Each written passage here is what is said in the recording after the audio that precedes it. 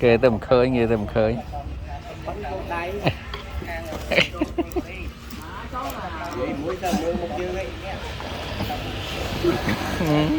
cay và lại nhưng mà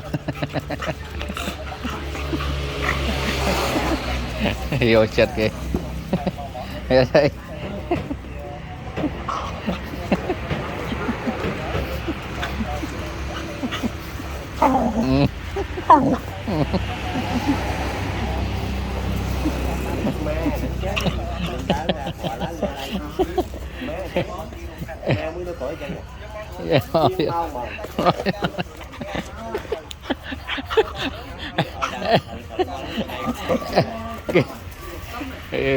cái chô kia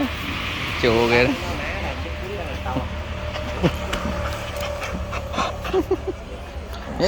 vậy chị vậy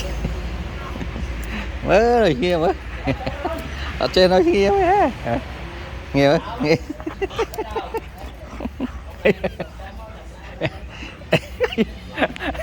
nhanh nhanh chứ